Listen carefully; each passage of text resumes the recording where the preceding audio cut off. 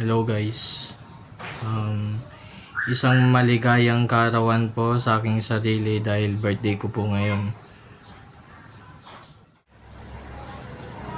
At meron po akong mga kasamang bisita po sa baba po ng bahay namin. Kung hindi ka pa nakasubscribe ay pakipindot na po ang subscribe button at pakipindot na rin po ang notification bell for more uploads.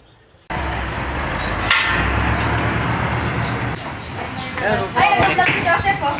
Nag-vlog ka ba? Oh. Hi! I learned a lot. Magbibilyard po muna kami guys.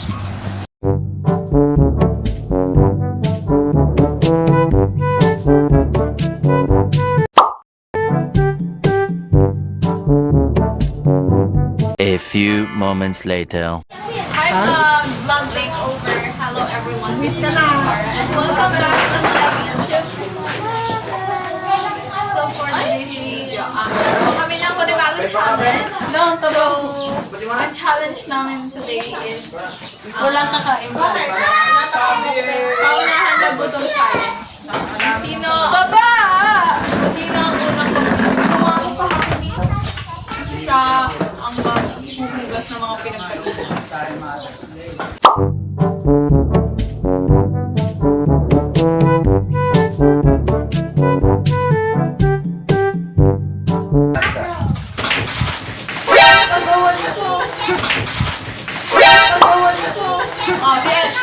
A few moments later.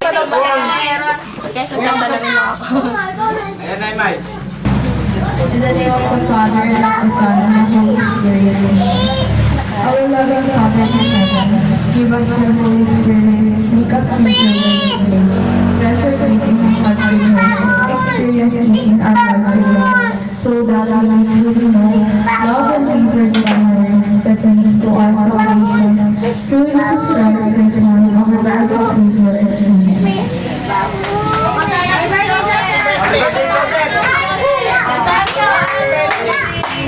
Happy birthday to you.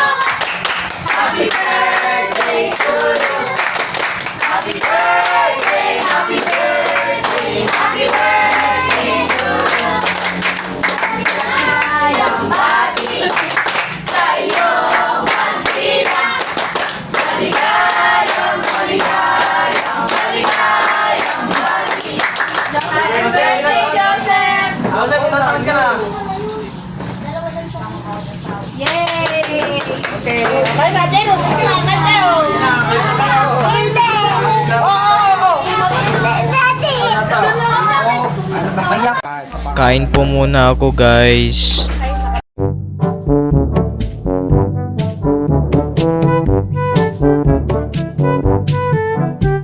Ay, may video pa tayo ng Joseph, ha? Nagulat pa.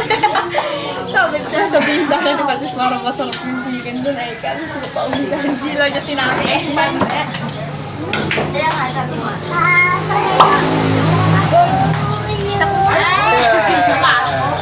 Hello guys, may dumating po na bisita. Mga naglalaro. Happy birthday! Thank you.